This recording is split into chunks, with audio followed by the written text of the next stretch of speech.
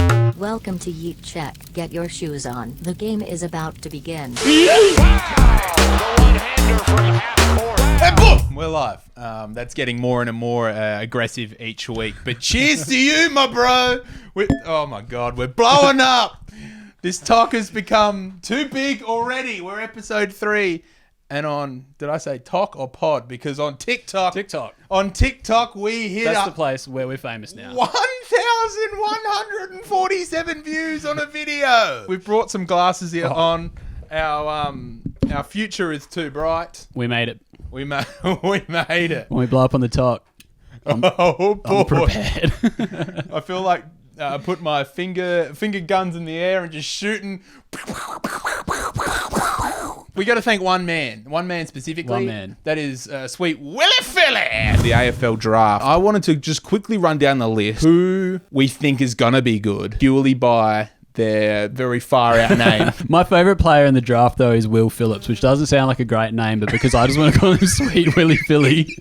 That's going to be popular between like 35 and 45-year-old women at a book club. There's no one called like John Jats or something, though. Pass me the sweet Willie Philly.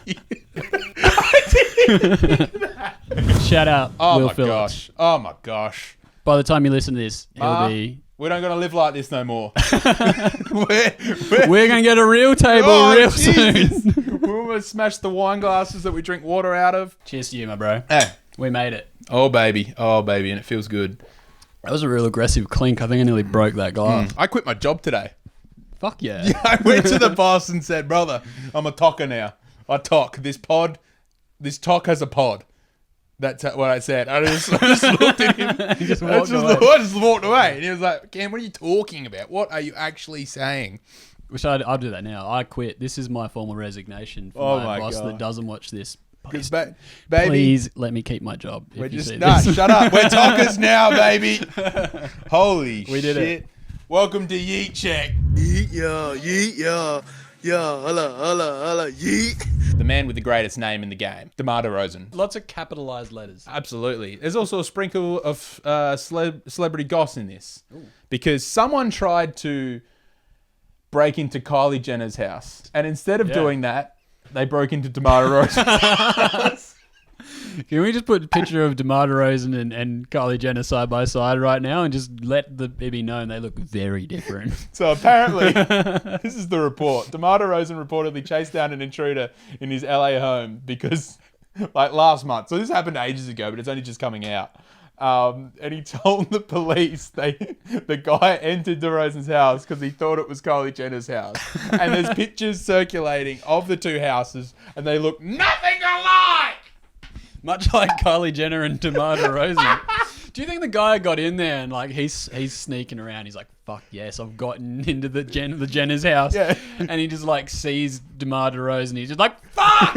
Or he's just like, "Oh, it's DeMar. DeMar, what are you doing here, DeMar?" That's true. He's either done one thing. He's either gotten really upset, being like, "Fuck, this is the wrong house. Like, why am I here?" Or he's just like, "Sup, DeMar?" He's like, "Hey." "Oh, big fan." Yeah. Oh, how did I get in here? Yeah. Oh shit. It takes me to a really weird question, and I know you haven't been prepped for this at all. That's when the magic happens. Yeah, but if you're a burglar, If I'm a burglar. if you're a If burglar, I'm the hamburglar. if you're a hamburglar, and you try and break into column A's house, but you land in column B's house, Phil column A and Phil column B. Someone that I want to steal stuff from, oh wait, I'm in a house that I actually want to be in. Boom. Yeah, okay, alright. Let's see, let me think. This is the dumbest call I've ever, dumbest question I've ever said. I like this. Someone's house that I would want to break into. For the riches. For the riches. But then it turns out it's actually, oh, shit. Well, I mean, like, if we're just going straight up the money tree, like, let's just go, like, Bill Gates is a very 28-year-old man answer to say, like, who's someone who earns a lot of money? Yeah. Also, I'm trying to break into Bill Gates' house, but then it's like, it's Will Phillips. What's up, Sweet Willie Philly? My boy. I would not be disappointed. Can we call Will Phillips Bill Phillips from now on? Sweet Billy Philly. I don't think because I don't know. Let's ask him. Bill Gates. Bill Bill Phillips. I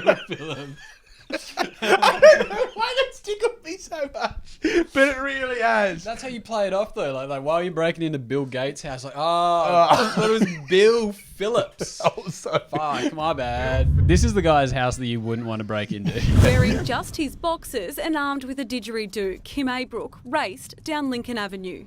Out there in all my glory. I notice I run faster naked, sort of with semi-naked anyway. The father of 12 was woken by creaking floorboards at his Fulham Gardens home just before 4 this morning. I've seen a shadow coming out here, and I come in a little bit quick, and he tried to swing in beyond here. And as I come to there, his light in his phone accidentally come on and lit him up. Kim says it was a split-second decision. He had no time to get dressed, just grabbed the instrument and gave chase. Can you imagine him just running down the road, just like, Kylie Jenner doesn't live here! Let me get this right, because this is an amazing headline waiting to happen. Because DeMar DeRozan ditches didgeridoo with an... I can't get it. But there's a headline that's waiting to be written that has every single word starting with D. DeMar DeRozan doinks delinquent With a didgeridoo. with didgeridoo. We got it. Yes.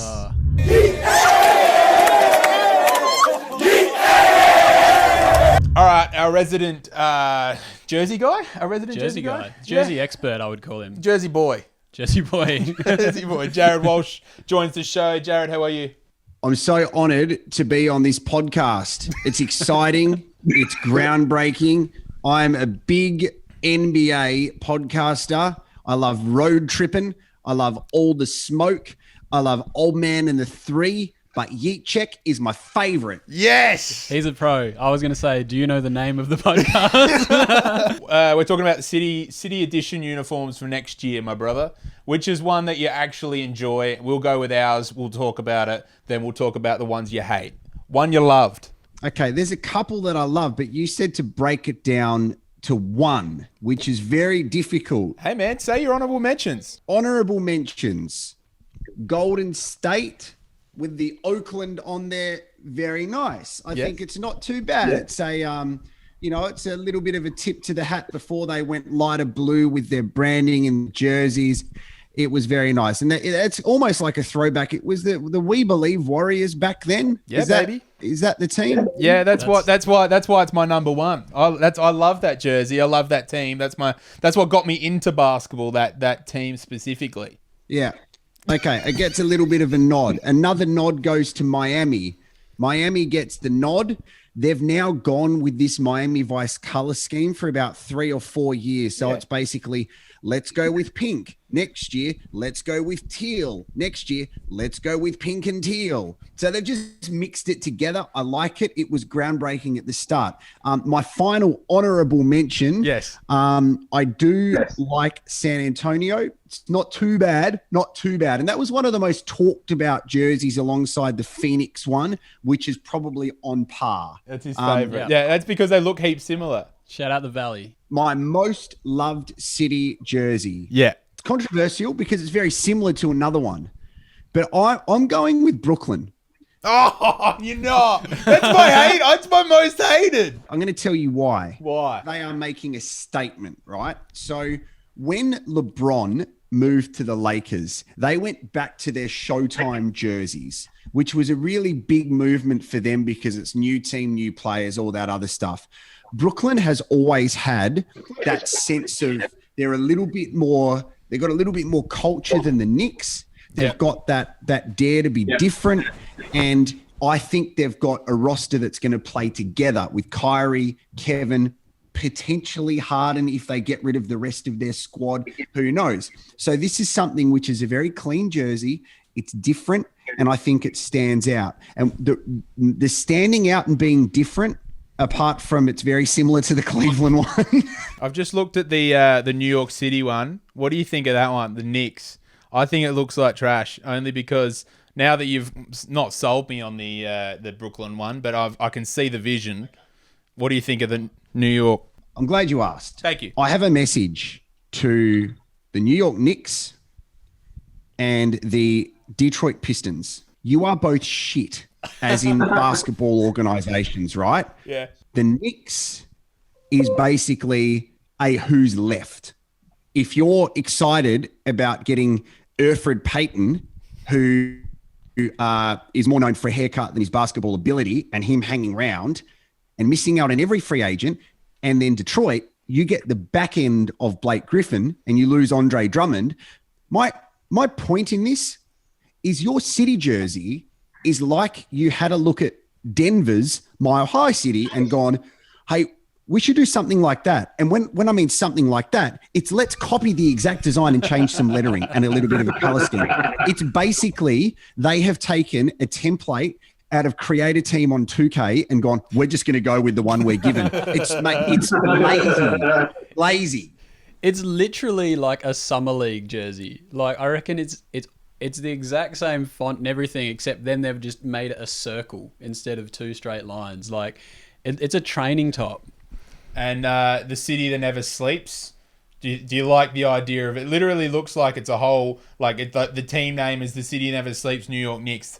I don't like it. The city never sleeps, but the basketball team does during 4 quarters of a match at Madison Square Garden because actually teams smash them all the time. But like there's honorable mentions throughout all of these city tops for teams that actually haven't cared. Boston's, I don't mind too much. Chicago, I saw a photo of Zach LaVine wearing it. Looked very nice. Indiana's boring. If Washington knew that Westbrook was coming before they released their city tops, I reckon he would have had an input in there because theirs just look absolutely boring. Like you need to kind of abide by some strict political guidelines to wear your jersey and not make it offensive. That secondary Wizards logo as well is like very phallic too. Holy shit, it is too. Are you the Washington Discox? No? It looks like shout out to our friend Capo, but it looks like someone playing disc golf. The Dallas Mavericks jersey is my least favorite of the lot because it looks like a white Power Rangers outfit. But that white 77 Luka Doncic jersey could very Man, easily... I still follow the Power Rangers on Instagram. I didn't even know the Power Rangers What had are they an up to? Instagram. Tommy still goes to Comic-Con and like people go take their stuff and he signs it, and he writes back to everyone on Instagram, so I sometimes write comments hoping that he writes back. Doesn't matter, let's move on. Yeet. Yeet. I don't know if I can get as excited for the preseason as the now dead Summer League. The Summer League. Yeah, because I'm like, it is preseason, and I know how much people don't care about the AFL preseason in the way of the, what's it even called these days?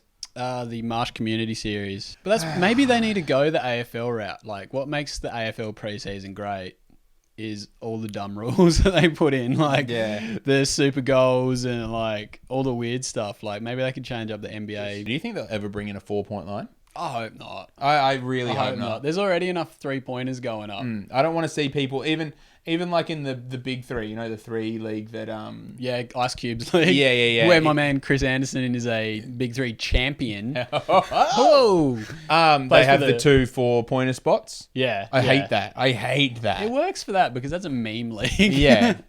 But like, I get you. It's like, even you see like dudes on fast breaks now, like they just run to the corner. Yeah, It's like a layup now. Bring back hard layups. Yeah. Not even like big dunks, just like really aggressive layups. Bring back solid finishes. Yeah. Bring back the finger roll. Yeah. Bring back centers that just crush dudes in the ring. Bring back every player that ever resembled Shaq ever. Just bring back Shaq. Bring back Shaq. Bring back What did we Shaq. start this conversation with? Preseason. Oh, fuck it. Bring back Shaq. What about like old dudes could fill in for guys that have coronavirus? Shaq plays when Dwight Howard inevitably gets it. Yeah. He plays for the thingy. Only during preseason though, or during the games. Just sub him in and out. It's like the Morris twins. No one will notice that Shaq's coming in for Dwight. Shaq just comes in with like a blonde wig on. I like the idea. There's only 2 players that can ever be subbed in. It's Shaq and Glenn Baby Davis. Just the 2 big boys. Big Baby Davis. Yeah. Man, It's Glenn Davis, right? Yeah. Bring back Glenn Davis. Bring back Glenn! Bring back 2006. Fucking oath. Absolutely. This is foreshadowing something that I bloody want to talk about later. But bring back like 2006, 7, the We Believe Warriors, the bloody, all of that crew. 7 seconds or less. Sons. Oh my God. Yeah. That's and like the biggest hog ever Kobe Bryant version of Kobe Bryant. Oh, like fuck you, I'm just shooting the ball every time, Kobe Bryant. I'm going to score 81 points, Kobe Bryant. Like, get the rebound, Kobe Bryant. Yeah, you want to shoot, get a rebound, Kobe Bryant. Bring back 2006. Oh, take me back.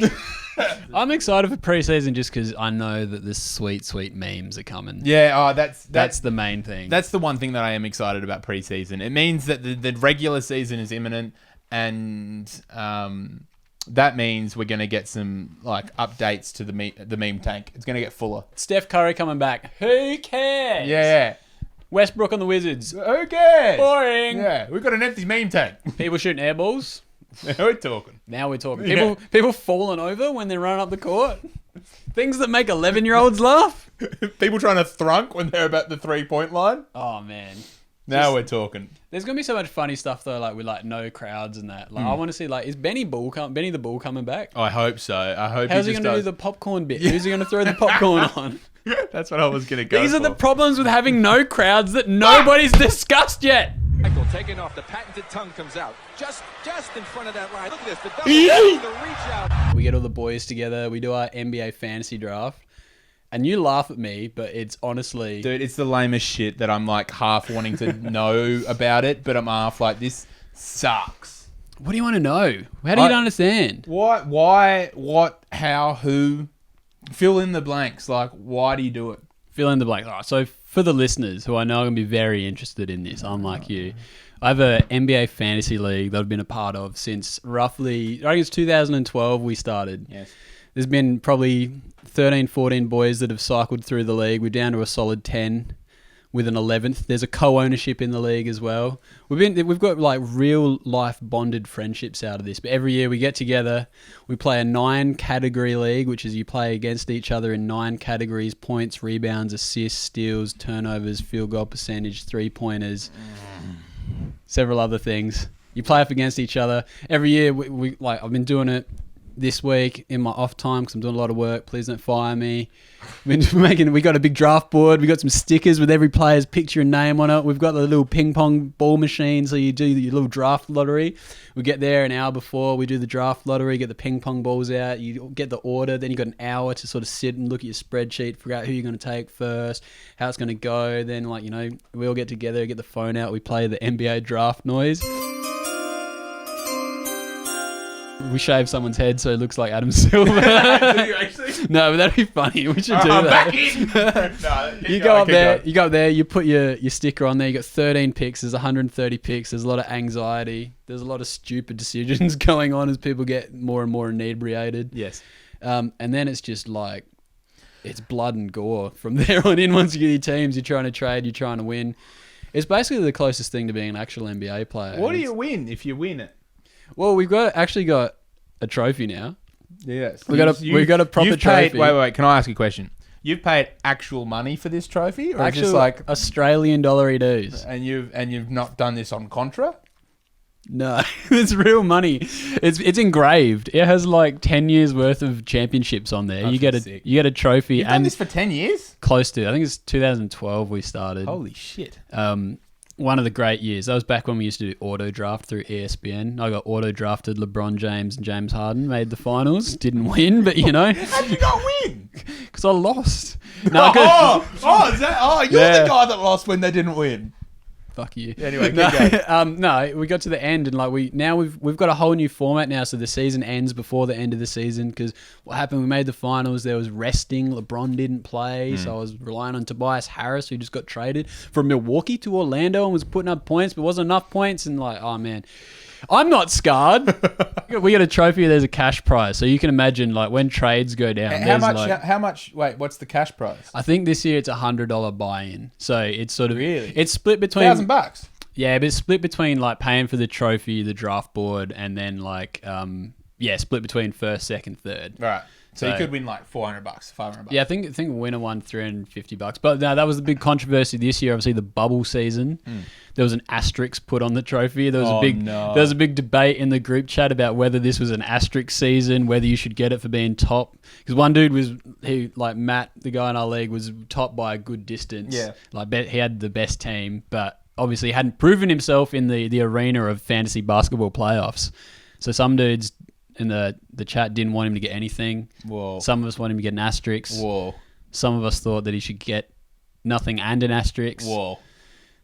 It No. sounds shit. I'm glad we had the chat. There's also one random question I want to ask you is who you taking first?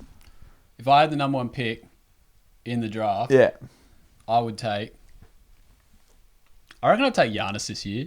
Really? But I've done no research. Normally I'm like knee deep in nerd spreadsheets by now, but I've literally had no time to do anything. So I'm a terrible drafter because I'll pick someone like that based purely off that I've never had Giannis before. So you just want a 6'11" Greek man? I'd just like to have him on my team. So Are you going to run a theme? Like any theme for, like, as in like all European players, all tall, skinny white boys? Your team probably wouldn't be that good, but you could do it. Oh, what, European players? Yeah, but there's probably like a better guy. You could do that. Like Luka? Luka's going to be alright, wouldn't Yeah, Luka's pretty good. he? Joker? The joke, I had Jokic. That was a big move. I think that was the draft of 2018. I took Nikola Jokic, pick 9, and everyone was like, "What are you doing?" And then he had a breakout He had a season. great season. Very Fuck good. you guys. Yeah, alright, cool. Saturday, it's the day. Tune in, live stream. Are you Yeet check. actually living? No, I should though. Oh, I want to. I'll record it and we'll get some highlights on the next pod. You should live stream it so I don't watch it. JaVale McGee missing a wide open dunk versus the Kings. Oh my goodness. What in the world were you thinking about, young fella? Feel good story of the week. Feel good story of the week. I feel like we should wrap up with some good news. Yes! Like we talk about DeMar DeRozan's house got broken in. That's not a good thing. That's not a good story. That's the bad story. But we've got a good story. One of my favorites is Quinn Cook re-signed with the Lakers. Oh my god, I love Gwyneth. And this is a great story because Quinn Cook he's an NBA champion. Yeah. He won a championship with the Lakers. They're in the bubble. And then when they left the stadium to go back to the hotel and finally leave the bubble after like hundreds of days there, they fucking left him behind. It makes me laugh every time I've heard it, even though the story is months old. It's so funny because he was like literally J.R. Smith's live streaming the JR's on the bus live streaming, and then in the comments he's just like, "You left me behind!" Hey old man, you left me behind, man. Come on. My favorite one is like JR's in there and like they're feeling it, and it just says, "Do a U-turn."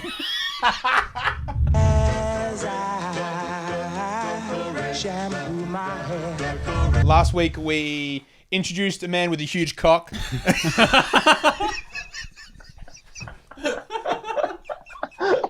A man that has a pet iguana. A man that stands in the showers after the game that just goes, "You know what, fellas? Have a look at it.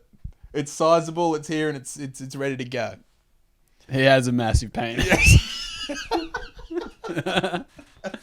We're not sure of where this came from. Some say that legend says it. Some say it's a prophecy that needs to be fulfilled.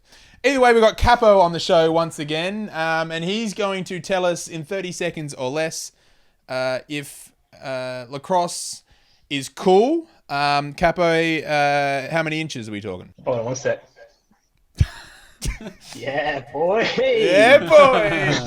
It's 2.5 on a good day in the warm weather. Dick My jokes. brother, are you ready to launch into your 30 seconds? I'm not going to put my fandom into lacrosse unless I'm thoroughly convinced. And Yeah. I can't be convinced for any more than 30 seconds at a time. So Yeah. if I'm not going to get this timer ready. Okay, go. All right. So you know how like field lacrosse is like basketball, where you can set a pick, you stand still, right? Box lacrosse, which I've been playing lately, is more like AFL shepherding, where you just shove anyone and whoever out of the way, but you got a big metal pole in your hand, so it's extra fun. But the twist is the person you're pushing off can also just kind of like pull you along. And so I was finding the other night when I was playing, I would go to shepherd someone thinking I was a big dog, and they would just... Is lacrosse cool yet? Much like my alarm, which was very mild and boring, so is lacrosse. Nah, next week.